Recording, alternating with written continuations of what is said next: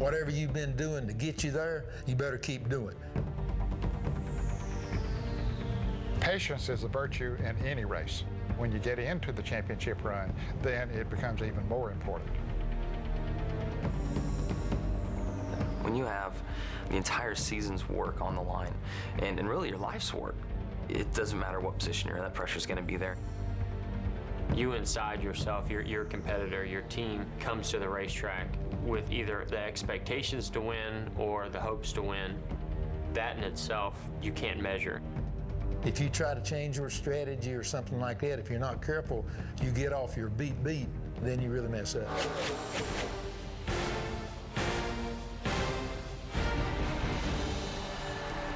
Do the things that brought you here, that got you into the chase.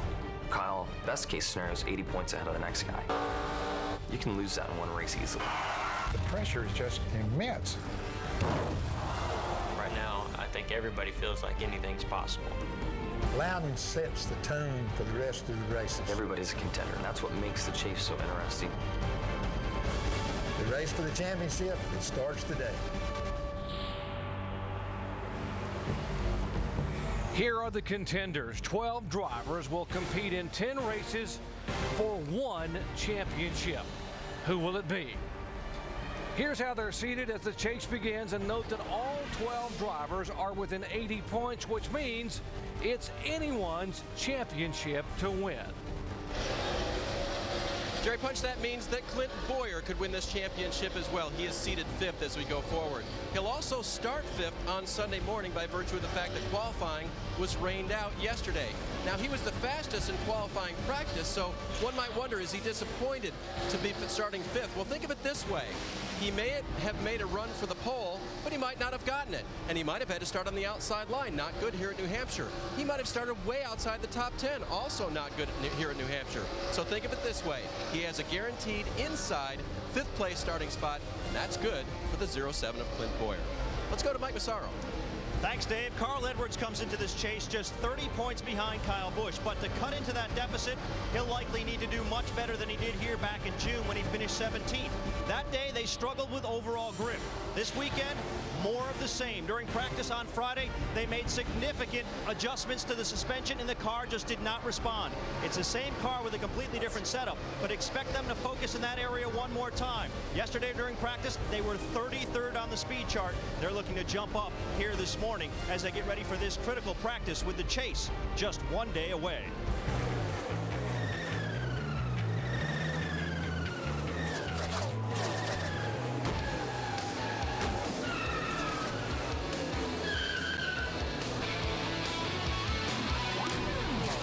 We welcome you live to our ESPN coverage of NASCAR Sprint Cup Series practice from New Hampshire Motor Speedway. What a stark contrast to yesterday when the rains moved in mid-afternoon and washed away qualifying. The sun is shining here on Saturday, and the NASCAR Sprint Cup cars are back on the track. Hello, everyone. Along with Dale Jarrett and Andy Petrie, I'm Jerry Punch. Glad to have you with us. And, guys, back on the racetrack for the first time since about 1:30 yesterday. So what tops your list of need-to-know items in this session? Well, in this early session, these guys are just going to be trying to fill it out, see what kind of balance they have with their race car right now. Some things that you can do, get your brake balance equaled up, and really try some things there that you can change the handling of these race cars, especially on entrance where these guys will fight loose, where they can get their cars to turn in the center if they'll get that brake balance exactly right. So just some small things to try here in this first session. And the other thing is these guys, this session is a time that they can change things that they can't change on race day. You know, you hear about them talking on race day how they're changing air pressure, they're changing wedge and track bar. Those are things that they can do during the race. They need to get the shock package, the spring package, the sway bars. Those things they can't change during the race. They can change here, so they have to get that combination right in this session. So you can afford to do a little bit of experimenting in this session that you couldn't ill afford to do if you're trying to win a championship on race day. Jimmy Johnson, we talk about champions. Here's the guy who is the reigning and two-time NASCAR Sprint Cup champion. And no doubt about it, people talk about Carl and Kyle, but this guy here has the momentum coming off back-to-back wins. They really have their package together right now, and it's, you know, this kind of a car and setup that you would run here would be similar to what you ran at Richmond. So I think these guys probably came here with a very similar package and going to refine it a little bit more. They were fast yesterday in practice and race trim, so looks good. Dave? And Jerry, I talked to the team just before this practice started. Yesterday's runs were all mock qualifying runs, so they were setting up in case they got to do a qualifying run yesterday afternoon, a real one that is. So today is all race setup. It's all fairly similar. It's fairly close with this race car, but again, today is when they focus on setting the car up for the long race.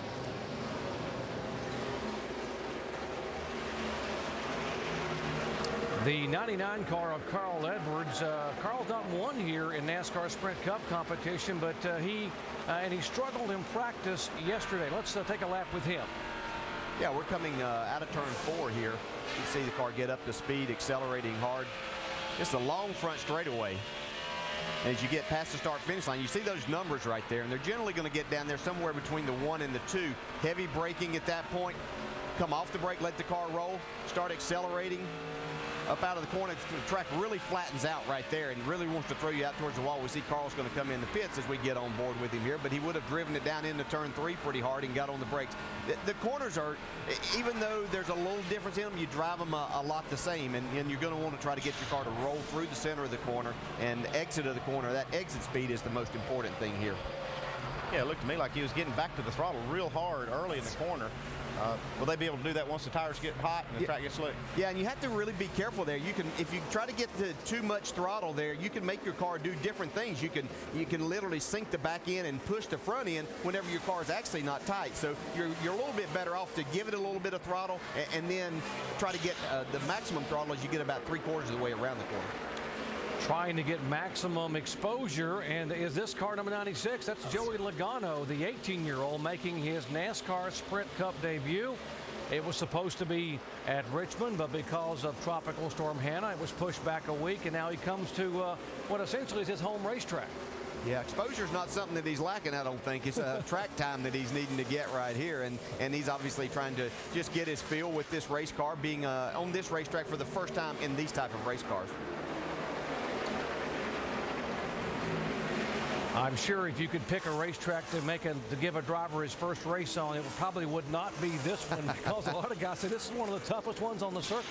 You know, yeah, it's a tough racetrack, and then you throw yourself in the middle of the chase. I think that's the other thing. But he's a smart enough driver. He knows what he's here for. That's to get experience and be ready when he comes here next year. Tony Stewart, winless thus far in 2008, and if you have any doubts that Tony Stewart really wants to win a race, all you had to do was listen into the final moments of Richmond a week ago, when Tony was very frustrated in the car about having to run second to Jimmy Johnson. That might, those comments between Tony and Greg Zipadelli might just be the catalyst that ignites his team onto a pretty good chase. Yeah, we've heard some other drivers say some things and kind of got their teams going. And you know, I really thought the second place finish might help them kind of get jump started into this until I heard those comments, and then you're just not sure. I think Tony Stewart's going to win this race tomorrow personally, and I just think that he runs exceptionally well here, and I think they're even going to put that behind them and get themselves a win in the chase. There's Greg Zipadelli, and Andy, you've been fired up before back at a driver. Sometimes that does hurt you, sometimes it helps you. Oh yeah, I'm telling you, it just shows me that these guys are so competitive. They hate to lose, both of them. Neither one of them wanted to lose that race, and you see the emotions coming out. I actually like to hear that from my driver sometimes, just to know how much he wants it. Mike? Yeah, Andy, you know, not only is he emotional, and DJ, I think you made a pretty good pick saying he has a good shot at winning here on Sunday. The team exceptionally happy with that race car. They were happy yesterday. They said they're only going to work on race trim today and make some fine-tuning adjustments. They felt like they were real close yesterday when they were in race trim, so don't expect any major adjustments today on the 20 team. We will follow their progress throughout the day, and we have lots of motorsports coming your way. We will have a little NHRA action coming to you, debuting there in North Carolina. The Carolinas Nationals qualifying 4 o'clock. Back here with NASCAR Sprint Cup Happy Hour at 6. NASCAR Now tomorrow morning at 10 a.m. and then live flag-to-flag coverage beginning with NASCAR Countdown 1 o'clock Eastern Time of the NASCAR Sprint Cup at New Hampshire, presented by GoDaddy.com on ABC.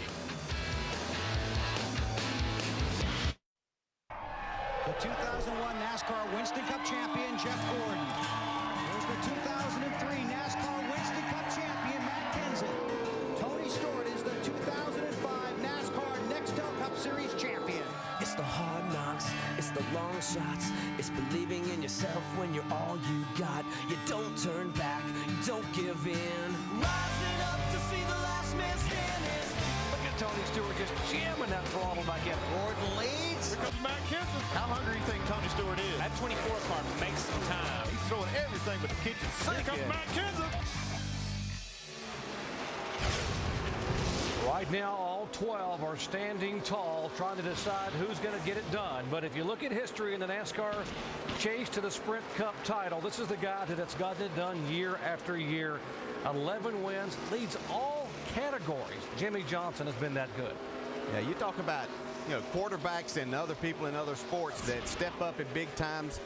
Jimmie Johnson does that. When it gets to these 10 races, he and Chad Knaus are ready for this. And, you know, I wouldn't say, I heard somebody say that they might have been holding back. I don't think they were holding anything back. They were just getting all of their tools in their toolbox, Andy, and ready to go. I think they just respond to this kind of, I wouldn't call it pressure, but just challenge. You know, this is the time of the year that they actually really get up for. And I think it's both of them. I think it's the crew chief and the crew, too, as well as Jimmy, and they just handle it so well. Here's a driver, Carl Edwards, who was having good momentum leading into the chase. He's won 3 times in the last 6 races, but he has struggled at this racetrack. Let's listen in. How far off is that from the fastest guy, you think? I'd say the fastest guy is at 48. Our last lap was a 30.22. His last lap was a 29.82. Whoa, that's pretty fast. He's pretty good, bud. You're always watching your competition, either in practice or in the race, and the 99 knows they have some work to do when compared to Jimmie Johnson. And you heard Mike's report at the beginning of the day, had not responded well to suspension changes, significant suspension changes on the 99. So as they try to creep up the speed chart today, we'll keep you updated on what they're working on, guys.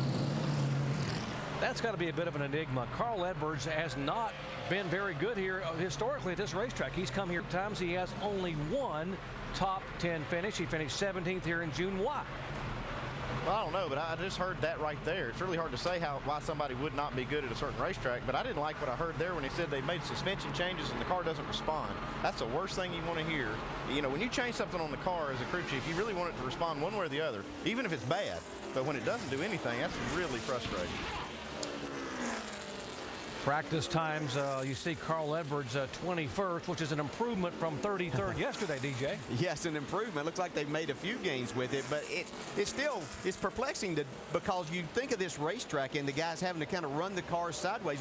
That's what we think of Carl Edwards. Is he's able to handle that type situation. But it just goes to show you, if you can't get the car right, it doesn't matter what driver you stick in there. As we see Kyle Busch here coming off turn 2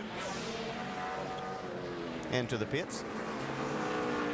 We can get them in the pits in a hurry. All we got to do is put a camera on them. Kyle Busch, obviously the top seed in the chase. He was 3rd quickest in the only practice session yesterday. He jumped up there late in the session.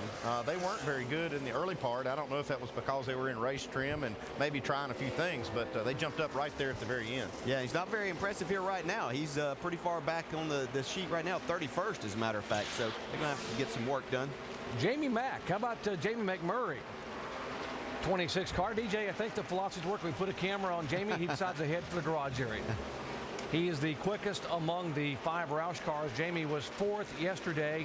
He is 3rd today, backing up that good run in practice yesterday. Yeah, you know, as much as we talk about all the chase drivers, you know, we can't forget about these other people that are going to have good runs and they're still trying. And Jamie McMurray obviously is somebody that wants to get a win and is going to be racing extremely hard. This is a racetrack that he feels like he has a good chance at winning. Let's check in the Jimmie Johnson garage. Dave. And Doc, I'm going to kind of send this DJ's way because it's sort of a driver discussion. They talked about Jimmy's car getting really good in the center of the corner, but he couldn't take advantage of it because he got a little bit too free in. So you know your car wants to do something really good in the middle of that corner, DJ, but something else going on with your car, that free entry prevents you from taking advantage. Yeah, that's something that you fight here all the time, and it doesn't matter if it's this new car or the older cars of the past. You really fight that entry here, and when you get the car what you think is really good in the center, and you have to be extremely careful, and these cars just kind of accentuate that problem a little bit. The other thing you got to be careful of is that if you're trying to make that car feel better, you could actually slow it down. These guys are really fast on the sheet right now, and if Chad's, I'm sure he's watching that, he's probably talking to Jimmy saying, look, I know you don't like some of the things that this car feels like, but this car's really fast. Now, how much do we really want to adjust on? Yeah, and I was told last week at Richmond, I know we're watching Clint Bowyer here, who's the top of the charts, but I was told that last week that they were trying to get Jimmy some forward bite at Richmond during that race, and they kept putting bite in the car, and they couldn't make it work. And all of a sudden, Chad said, Jimmy, we're going the other way, and took wedge out of the car, and they ended up winning the race. So sometimes you just have to live with that and make the most of it. I'm not sure what the 07 has found, but whatever it is, they need to hang on to it because he just came here last year and dominated and brought the same car back that he won with at Richmond in May and that he ran so well with here from the pole a year ago. And yesterday he was quick in practice. Today again, he is at the top of the sheets. Yeah, these cars are very complex machines, and when you get one car that a driver really likes and you've had a lot of success with, sometimes it's good to just keep turning that thing around. You really sometimes don't know why it's good, just like you don't know why it's bad sometimes. But good thing if they stick with this car. Dave? And Andy, you can always pick up your driver a little bit with a set of fresh tires, can't you? Yes, that's what he has on this run. And they are going to experiment a little bit with air pressure adjustments. Gil Martin saying to his driver, this may be a little bit different, but we're going to try this. So they've already found a comfortable spot at the beginning of this practice. Now they're going to experiment a little bit with different air pressures. And this was a fresh set of tires on the 07 car when he went out for this run. Yeah, Dave, that's the way, you have to change tires if you're going to try air pressure changes. You can't really just let the air out of one tire or another because they build up so much when you run them. If you're going to try an air pressure change, you got to start it from the beginning. You have to change your starting pressures and then see where they go. Here are the three Richard Childress cars that are in the chase. Second year in a row, by the way, all three RCR cars are in the chase. That's where they are currently practicing. Kevin Harvick has won here. Jeff Burton, a four-time winner here. But a year ago, it was Clint from Kansas who pulled off the big surprise at New Hampshire. Clint Bowyer has had the kind of day that only drivers can dream about. If he can hold it together, this could be his first one this year. I'm telling you, Dylan, I hate you right. Working on it, man. You'll be all right. Clint Bowyer realizing a dream, his first Cup victory. It's all right, boys. Woo-hoo! Yes! Yes, yes, yes! I knew it! Tonight, ABC has a collision in the Coliseum as the fifth-ranked Buckeyes of Ohio State travel to take on the top-ranked Trojans of USC. Saturday Night Football presented by Southwest Airlines on ABC tonight, 8 o'clock Eastern Time, also available on ESPN Radio. Here is the four-time New Hampshire Motor Speedway winner, Jeff Burton, the winningest driver of all Cup Series regulars at this racetrack. Yeah, we talked about Carl Edwards struggling here. This gentleman here doesn't have much problem. He's got this place figured out.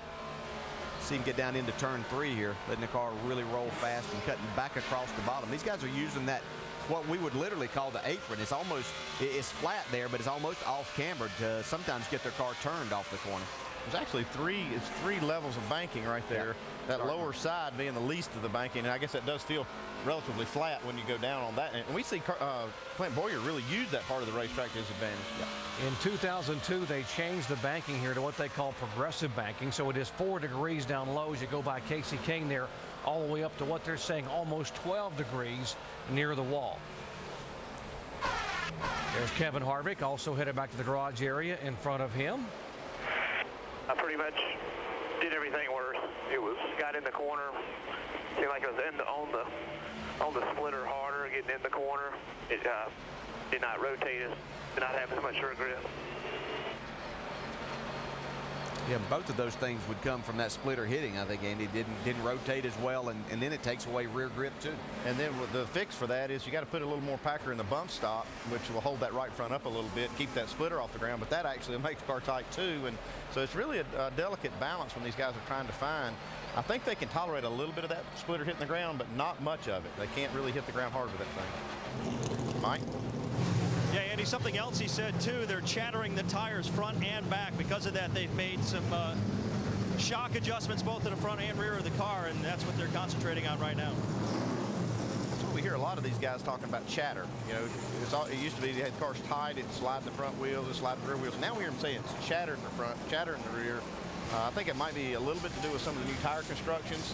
When these cars get a little bit, pushy, they actually chatter the front tires and actually even the rear. Yeah, they do, and that started about 2 years ago here. I think you used to fight chatter in the front some whenever the car would get extremely tight, just as you were saying. We watched Greg Biffle on the racetrack, but the last couple of years I can remember really feeling the right rear chattering more, and that's an uncomfortable feeling, and you have to really get your car good to be able to hang on to that as you want to carry that speed. When that starts chattering, you're just waiting for it to break loose most of the time. See Greg a little loose there. Yeah, Greg hanging it out a little bit there, as he did a couple weeks ago, and last week at Richmond he hung it out a little bit there with some with some concrete connection, and also at California. Greg qualifying for his second chase for the Sprint Cup. Here is the 17 car of Matt Kenseth.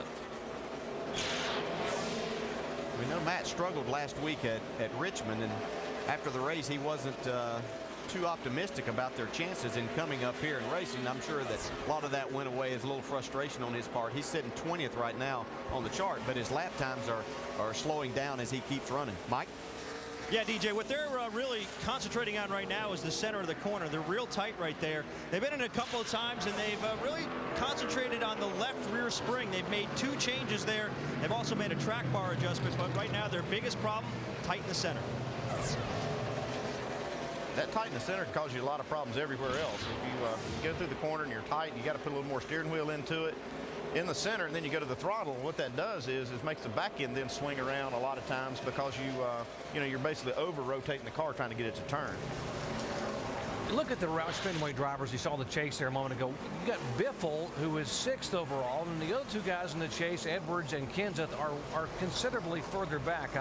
Is there not sharing of information, or why would one car be that good and the other 2 be that far off? I think they're sharing information. I just think that some of them choose, as we had Greg in here yesterday as we were filling in the qualifying show, talking about that he thought the 17 and the 99 went a little bit in another direction than what he was. They went more back to what they ran here last fall, which was something that was a good feel for Greg, and they had a pretty good race. And that's your options that you have. You share that information, but it's not mandatory that everybody run the same thing. Not obligated to take my advice, in other words. That's right. You can read my book. You don't have to agree with it. Well, we talk about how teams are separated on the speed charts. This one's a pretty good example here. Kyle Busch back in 32nd. Dave. Hey, Doc, you ever watch that show on TV, The Iron Chef, where they bring in all the ingredients, and you never know what the chef's really going to make until the end of the show. They just keep putting stuff together, and that's kind of what's happening here in practice with Kyle Busch. The Iron Chef brings out some shocks and a spring. That's what came out this last time. They put it on this race car. Kyle's complaint, on edge the last time, didn't have grip in the center. That was during the last run. So they changed the front shocks, they changed the left front spring, and they're hoping that this one comes out and is pleasing to the driver's palate.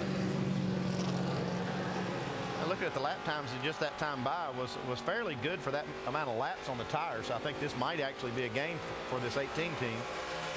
Yeah, they just haven't put that number up there as far as the faster lap time, and we know he likes to go fast, so I'm sure that's a little bit of a concern. But this is exactly the type of racetrack that's given this team problems. I was talking to my brother-in-law, Jimmy Makar, a few weeks ago, and he said they really don't understand what it is because they do a lot of the same things that's successful at other tracks, but they just don't seem to have a handle on that. I'm sure about tomorrow they may figure this out. With the ingredients they're putting into this car, if it doesn't get better, they may be preheating the oven for Sunday, because there's going to be some frustrated folks on that 18 car when it comes to Sunday afternoon. Well, back in June, the 18 car was a little frustrated because late in the race there was a little pushing and shoving. The last caution flag, Horny spins, but there is contact under the yellow. Watch the 42 and the 18. Montoya says, you know what, I didn't like that. So Montoya just takes Kyle Busch for a ride. That 48 car is by far the best car. This 18's on a mission. Carl's loving this. He's looking in the mirror saying, bye-bye, boys. The 2-time heavyweight champ is back in business. Wild Thing wins. It's been hot as a $2 pistol this year. Jimmy Johnson takes the win. Carl Edwards will go to victory lane. Checkered flag in the air for Kyle Busch.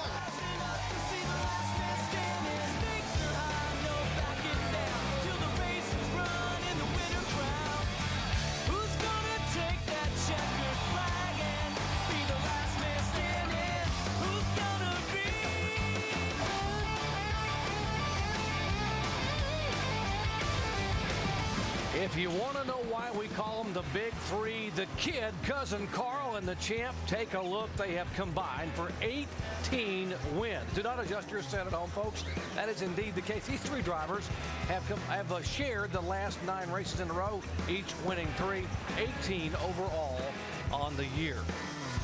My. These other guys probably going home telling their moms these guys aren't playing fair. They're just not sharing at all, but it's pretty impressive. For some reason, that didn't even hit me till yesterday that they had won all but 8 races in these first 26. That's amazing. Now, early in the week, you guys, our experts at ESPN on NASCAR Now, predicted who was going to win the chase, and so you guys back and forth. Many of you predicted Jimmy Johnson or Kyle Busch, but there was no cousin Carl Edwards love. Why? I don't know that my name and expert's ever been the same sense to you. You just did that right there. But, you know, and it's nothing. I mean, you had to pick one of them, and I just thought with the way the season's gone personally for Kyle Busch that he was going to continue that. Andy's got a little different opinion. I just think this guy right here is the guy to beat because he is the champion, and he knows how to do this. And it's really not taking anything away from Carl. I think he's a great race car driver, and he's going to be tough all the way to the end, but I just think this guy's going to be tough. And remember, there are 5 of the tracks that we have in the chase are mile-and-a-half tracks, and Carl Edwards has won this year, been very good on mile-and-a-half racetracks. Yeah, and it doesn't have anything to me. Carl Edwards, equally as good of a race driver. I think if you look that there might be the Roush organization might just be just a small step below these other guys in consistency on all of these different types of racetrack, and that's the only reason that I wouldn't put Carl there. Yeah, he has as good a chance, obviously, as the other two in this 10-race format. We mentioned that those 3 drivers had combined to win the last 9 races in a row. When was the last time a driver that wasn't in those Big 3 won a race? Well, how about this guy? It was Kurt Busch back at this racetrack in June. Yeah, and it wasn't like that he spanked them then either. He kind of, they did good pit strategy. As once again we bring another car in off the racetrack, but he was running. He was basically a 16th, 18th place car, and they pulled a strategy, and the range came at the right time. So, that's part of winning too. You take them however you can get them, right, Andy? That's exactly right. I've won a lot of them on fuel mileage and love them that way. Pit strategy so critical here, and Pat Tryson, the crew chief for Kyle Busch, left him out when those guys pitted with 30 laps to go. Now, he had to hang on because the 17 cars in front of him had pitted, but then the caution comes back out. Bowyer spins, Hornish spins.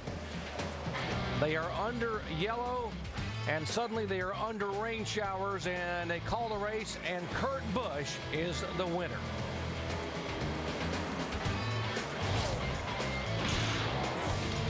That is Kurt's only win this year in 2008. 6 top 10 finishes by Penske standards, and by Kurt Busch standards, not the kind of year they wanted to have.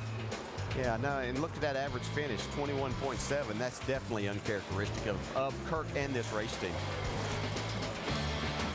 On the other hand, younger brother Kyle having the kind of year that drivers dream about. Dave. And he's been telling his crew chief, Steve Addington, about his race car, and they've been making some changes. Here's what he said. Has the fish better. Starting to get different on each end here.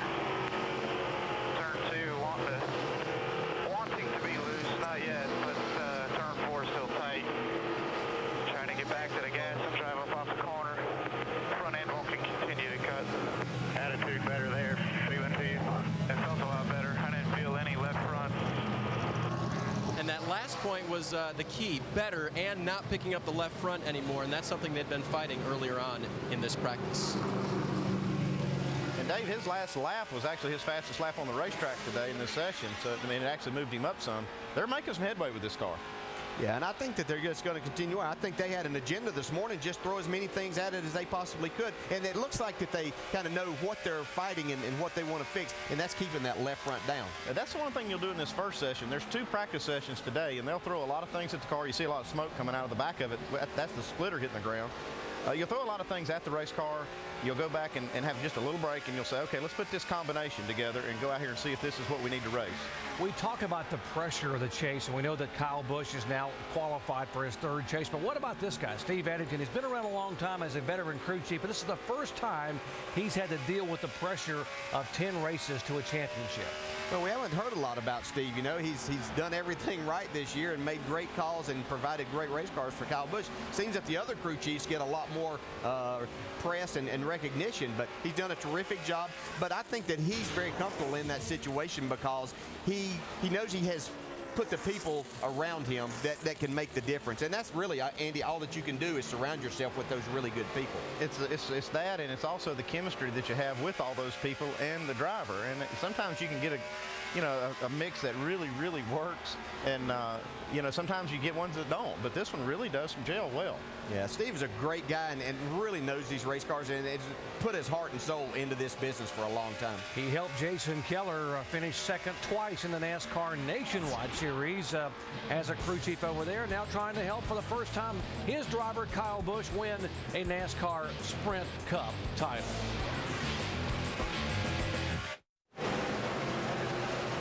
Back in New Hampshire, troubles for the 99 car use just when you thought things couldn't get any worse for Carl Edwards, who is 22nd on the speed charts. Look at the right side of his Ford. Let's show you what happened to him just a moment ago in practice. Yeah, he drives down in the corner right here, and everything looks fine as he gets down to the corner. But then after that, it looks like there is definitely something wrong. Either a tire or something broke. I got the wall just not too hard. I mean, we shouldn't have to go to backup or anything, just enough. And they don't know what it is yet, guys. They've been all over this race car. They've checked all four tires. All four tires were up. So they're going to just, again, check everything over, make sure everything is tight. They're restringing the car right now to make sure that it is aligned properly before they send it back out there. But they didn't find anything at this point. We'll try to keep you updated on that. Wow, that thing really took off up the racetrack for not to be anything wrong. Yeah, and we didn't see any smoke like he locked the brakes up or anything, but this is such, we keep talking about how difficult this racetrack is, and it is so hard. And I know everybody's probably saying, well, why didn't he just turn the steering wheel more? But you're just afraid once you get out of that groove a little bit, you turn the steering wheel, then the back end comes around, and then you do have a big problem. Carl in the garage area, and you can see in his eyes he's trying to think, what in the world happened there? Here's the 88 car, Dale Earnhardt Jr. on the racetrack. Earnhardt Jr. is seated fourth in the chase. He will start on the outside of row 2 here on Sunday. He's 8th fastest so far. He's having a good practice session. That's the same car here they ran back in June. He led 29 laps in this race here in New Hampshire in June, was involved in a pit road accident late in the race. It's cost him a good finish.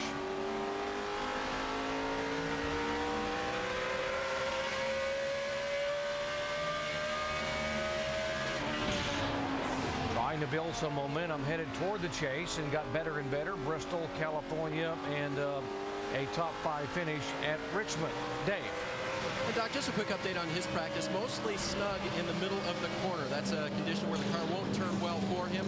They talked about making a anti-sway bar adjustment or change in the front of the car, but they're going to wait until between practices, which is coming up in just a few minutes to do that. So just little changes here and there to try to get that snugness in the center out. As the racetrack heats up, that could work one of two ways, Andy. It could either track loose some grip, and that could actually hurt him even more with that tightness in the center of the corner. Yeah, a lot of these cars have been fighting loose everywhere we've been. It seems like as you go through the weekend, the cars get looser and looser. And I think it's because these guys are trying to get the cars to turn so well through the middle, and you hear them talking about snug in the center, so they keep making these changes. The track will probably free up a little bit this next session if it's been like the rest of the races this year. Here's a driver's not worried about the chase. He's worried about winning a race, and this whole team thinking about sponsorship for 2009 and beyond. Bobby Labonte, who had the best run of his year at this track back in June. He qualified on the front row, started second, ran in the top 10, probably had a top 5 car, was victimized by that late pit stop, ended up getting a 10th place finish, which still is his best run, best finish, I should say, of 2008. Yeah, and he's up in 5th on the speed charts right now, and his times actually look pretty decent. Maybe off just a little bit as he puts a lot of laps on his tires and gets through this session. Splitter looks a little higher with his car there down the straightaway, so he might not be on the bump stops quite as hard, and he's got that front end, maybe a little bit more spring in the front end. You see right through there, he does have a gap on it, and a lot of guys are running, extremely soft springs, and they run right on the bump stops. Some guys will actually try a combination with more spring and less bump stop. And that looks to be like what you're seeing in this 43. Here's a 24 car, Jeff Gordon, who leads the categories of this racetrack in terms of top 5s, top 10s, and laps led. He is a 3-time winner at New Hampshire. As these final minutes of this session wind down. I talked to Jeff yesterday. He was talking about the guys that were doing race practice yesterday. He said that this track really does change a lot as it rubbers up, so they elected not to do that in the practice session yesterday and then concentrate on the race package here in these sessions. Yeah, see, he just got a plug check right there. You saw him reach up for the switch, cuts it off. The guys will come in and take the plugs out and look at them, and they can read how that engine is performing. Juan Pablo Montoya is a very quick car. He was quick at practice at Richmond. He is 6th overall in this practice session here in the 42 car. Yeah, this is a team that could really use a good run, and you know they're here for a different reason than the chase. Obviously, they're here to try to get this program really back on track and getting them competitive to where they can win. And you've seen some of that happening here in the last few weeks, that they've become even more competitive than what they were at the beginning of the year. Hard to believe there's not a Dodge in the chase. The Penske team, Gillette Evernham, Ganassi, none of these Dodges able to get in the top 12. NASCAR officials, you heard the relaying there. The flags are out for this session to be over. Let's head down to Mike Massaro in the garage. Well, Doc, keeping with Dave's Iron Chef theme, well, the 29 team has been looking for that secret ingredient all morning long. At the very beginning of the practice, Kevin came over the radio and said it's bouncing like crazy, and that was the problem throughout the course of this practice. They changed left front shocks twice. They changed right front shocks. They went to work on the right rear spring. Still, the car was bouncing at the end of this practice, so you can see Kevin and Todd Barrier putting their heads together right now, trying to figure this thing out, Dave. And Mike Denny Hamlin has stepped from the 11 car, getting ready to go debrief with crew chief Mike Ford. Early in that session, you talked about losing some of the grip that you had starting out. Did you get some of that back, and how is it entering the corner? Yeah, that last run was the best run we've had all day, and we haven't changed tires or anything all day. So we've been pretty good. This whole FedEx Express team has been working hard, and I think we got a package that we can race these guys with. What do you want to accomplish in final practice here in a little while? Well, hopefully it gets a little bit warmer, because I think it'll be warmer when we race, and you know, if it does, then the track gets slickened up, and hopefully we'll see if the cream rises to the top. Sounds like a successful practice for the 11 guys. Logs himself in 10th overall in this session. Here's how the Chasers practice in the morning session. Remember, still got one more to go later today, happy hour. Kyle Busch still back in the pack, 30th overall. Carl Edwards struggling as well. How good is Jimmy Johnson? Clint Bowyer again at the top of the charts. Jeff Burton in the 31 car always is a factor. Clint Bowyer on the move. Harvick's been flying around this racetrack too. Clint Bowyer is going to take it to the bank. He wins in Richmond. All three of Richard Childress' cars now in the top 5. RCR 1, 2, 3. Burton, Harvick, Bowyer. Good job, boys. Good job. Rising up to see the last man standing. Stakes are high, no backing down. Till the race is run in the winner crown. Who's gonna take that checkered flag and be the last man standing? Who's gonna be? Who's going to take that checkered flag? Here's a couple of guys that have taken 5 checkered flags at New Hampshire Motor Speedway. Jeff Burton on the right there has won 4 times. Clint Bowyer won it here a year ago, and Bowyer has to be considered the odds-on favorite here for the race on Sunday because he has been the top man in both practice sessions. Dave. And just leaving his debrief session with crew chief Gil Martin. So mostly positive, you know, you're at the top of the chart there, but it's not always positive things about the car. Yeah, I mean, I think the track changed quite a bit, you know, throughout that practice session, but the Jack Simmons Chevrolet is fast. I mean, really happy with it. Just tried some different things, air pressure-wise, and some things that, you know, kind of hurt it a little bit. I think we'll go back to kind of where we were, obviously, when we started practice, and I think we'll be good. Is that where you want to start the final practice? And then what do you kind of want to see out of the car during that session? Yeah, absolutely. I mean, you know, we'll probably run a good long run, maybe a 20-lap run or something, and just see where the car's going to go and make sure it's not going to swing, you know, too tight. But car feels great. All right, and a long run can tell you more than a short run sometimes. Mike? And catching up with a guy who has won here at the New Hampshire Motor Speedway twice in the Camping World East Series, making his Sprint Cup Series debut, Joey Logano. How's the car? We're working on her still. We're getting a little bit better. We still need to find some speed out of it. I think initially the speed's not there, but I think as we keep going, get a few runs, car's better on the long haul, I think. So we'll keep working with that at the old Home Depot Toyota. What do you guys need to concentrate on in the next and final practice? Well, we were still loose entry. In that last run, we seemed to fix that for the most part, and which helped me a little bit into the corner, but it tightened me up in the center, and I think I'm getting beat back to the gas. So I need to get the car pointed a little bit better before I get back to the gas, and I think there's some speed right there. And Doc, this is certainly one of the most talked about rookie debuts in quite some time. No doubt about it. Joey Logano from Middletown, Connecticut, his home track coming here, as you mentioned, where he has won twice after being rained out at Richmond. A lot of expectations. Talk about pressure being in a chase. A lot of pressure on this 18-year-old who seems to be so well grounded, so composed for his age. He's got to have to. He's have a big thing in front of him here, starting so far back in this field. And his car, like you said, is not all that great at the beginning. But if he just sits out there and runs all the laps tomorrow and does what we've seen him do all year, really, in the Nationwide car, he's going to have a good finish. I think he'll have a good day. Yeah, I think he can have a good day, and that's the most important thing is try to get 300 laps under his belt tomorrow. He seems to have a really good feel and knowledge about his race car, and I think that's the most important thing for him. And we see he's already got the number 20 on the back there, doesn't he, on his uniform? So I guess he's going to use that one in testing next year. He will drive for Gibbs again this year at Atlanta. He will drive 4 other events for the 96 team, including races at Martinsville and Texas. So getting a lot of experience, getting some valuable experience, and now having to step into the shoes of Tony Stewart in 2009. Well, the chase is on. Who will it be? 10 races, 12 drivers, 1 championship, and it all begins right here at 1 o'clock tomorrow on ABC. NASCAR Sprint Cup Series presented by GoDaddy.com, kicking off with NASCAR Countdown. Alan Bestwick, Brad Daugherty, and Rusty Wallace will tell you all about what's going to happen and then our coverage.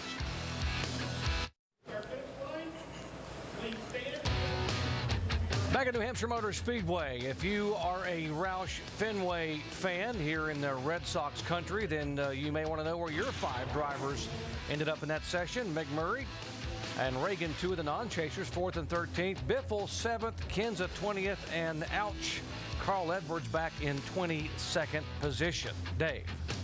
And Doc, he was wrestling with that car most of the session and then found the wall. Carl, did the crew find anything in the car that presented an obvious problem with that, or what was the deal? Yeah, the steering wheel wasn't hooked to the splitter as much as it was to the front wheels. So I went down the corner and we made an adjustment, and the car traveled a lot farther and sat on the splitter. And I turned the wheel and waited and waited. I got it almost stopped and hit the fence, but yeah, we just missed an adjustment there. I'm glad it didn't tear it up any worse. That was I was real nervous that we might have had to go to a backup car, but it looks like it's fine. How do they adjust that out and not hurt the corner?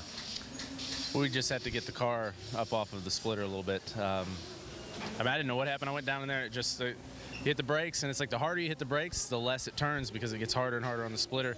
And so I'm in the car, letting off the brakes a little, turning a little, just waiting, and we got a really good car. I'm just that was not a good thing to rub it against the wall like that. So can you describe the mood kind of going into the final practice here? Yeah, it's good. I got Bob back on his heels. It's not very often Bob makes a mistake like that.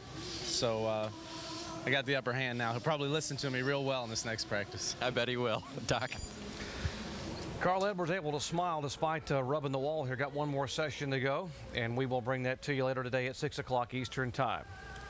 One more practice to go, and how about the necessary ingredients to have a car dialed in? Let's go down to our own version of the Iron Chef with all the parts and pieces on the table at our ESPN Tech Center, Tim Brewer. Thanks, Jerry. Welcome to what we have as a variety. Like DJ was talking earlier, you got to work with your brakes. Brake composition, brake bias. The balance of the car, he can actually change it there. But Dale Earnhardt Jr., he talked about camber. This thing's got camber, positive, negative. He don't know where it's at. He knows the tires don't hook up, it's bouncing. He's got to work with the camber. And he's also going to work with the wedge bolts. The guys in there, they're going to be turning these things, wearing them out. Got Andy Petrie sway bar, his favorite item right here. You got a vast selection of those things. Shock absorbers, the bump stops that Carl alluded to. Hey, get that splitter up off the ground so the car's not bouncing. You've got several different pistons to work with, as well as jets. Did we mention weight distribution? Sliding that weight, because as the car burns off the fuel in the rear, it's going to tighten up. It's not going to turn in the center of the corner. Do we use the rear sway bar? Hey, how about the front springs? We got spring rubbers. You're all trying to get all the information you possibly can to go back to the trailer, and now we're going to debrief and find out what we can do to possibly make the car better. Welcome to the world of a crew chief on a Saturday in Loudon, New Hampshire.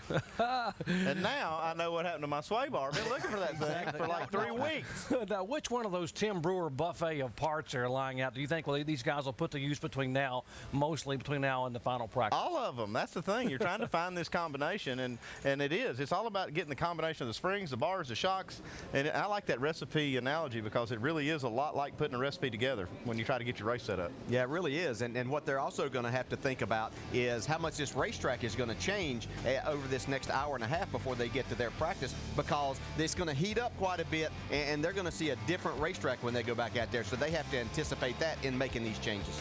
And if it gets too hot, you'll burn the dish, and you don't want to do that because then it's hard to swallow. Here's what we can swallow later today with coverage coming your way. A little NHRA Carolinas National Qualifying, 4 o'clock Eastern Time. Back here with Happy Hour at 6 o'clock. NASCAR Now tomorrow morning at 10 a.m. Live flag-to-flag coverage of the Cup Series at New Hampshire, presented by GoDaddy.com at 1 o'clock Eastern Time on ABC. Round 1 of the chase for the Sprint Cup. And we'll close it out tomorrow at 7 o'clock Eastern Time with NHRA Carolinas Nationals Finals on ESPN2. One more practice remains at New Hampshire Motor Speedway. It is race 1 in the 10-race chase for the NASCAR Sprint Cup. Who will it be? Here are the contenders, 12 drivers, 26 races to get here, and it's all about what's going to happen now on to Homestead. Coming up next is Sports Center. For Dale Jarrett, Andy Petrie, and our entire ESPN crew, I'm Jerry Punch, inviting you to come back at 6 o'clock Eastern Time for more from New Hampshire